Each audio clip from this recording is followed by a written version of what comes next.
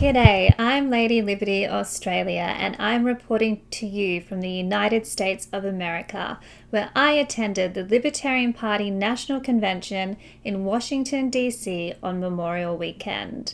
The convention was the chance for the party and the delegates to nominate who their presidential and vice presidential candidates would be for the November 5 United States election.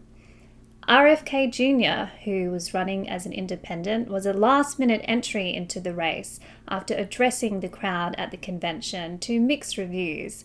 He was knocked out in the first round of presidential voting.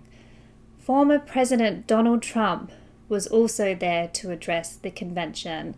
It was an interesting crowd with MAGA people and libertarians late in the night on the Saturday, with lots of jostling going on and lots of boos for the president. But the president did unite the crowd when he promised that he would pardon and free Ross Ulbricht, a 40-year-old man who's been imprisoned since 2013 for the creation of the Silk Road website, which enabled the selling of both legal and illegal items online. A speech by the favoured Libertarian presidential candidate at the time, just prior to Trump coming on stage, by Dr. Michael Rectenwald, was met with some controversy after he admitted to taking a cannabis edible just moments before going on stage, where, unfortunately, it didn't hit at the right time. In the midnight hours on the last day of the convention, after lots of backroom dealing,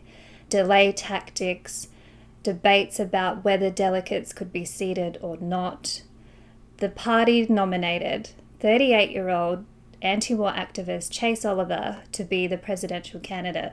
He received around 60% of the remaining delegates' votes, while the option Nota, none of the above, received almost 40%. There was a time at the convention where there might not be a Libertarian presidential candidate for the election, which some think wouldn't be a bad thing.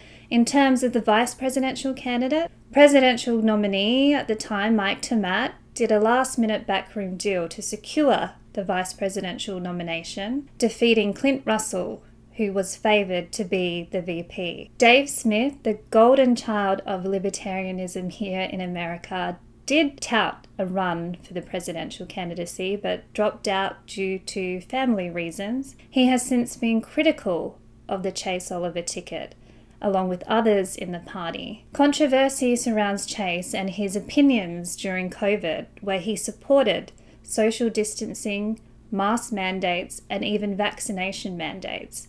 Chase argues that private businesses should be allowed to determine whether or not their workforce are required to take vaccinations, while other libertarians believe that private businesses are simply crony corporatism and an extension of the state's apparatus. Other controversy surrounds Chase Oliver's opinions on gender transition therapy for teenagers, where he argues that parents should be the ones to decide if their children should take non-surgical options, whereas other libertarians believe that children should be protected at all costs. The ticket has caused divisions within the party, with Colorado and New Hampshire coming out publicly stating they do not support the campaign or the nominations.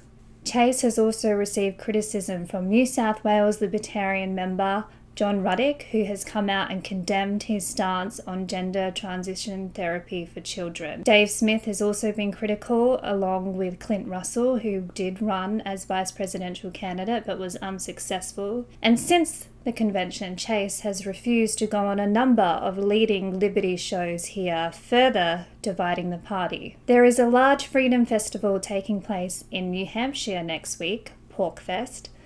I will be on the ground covering the event. Vice presidential candidate Mike Tomat has confirmed his appearance.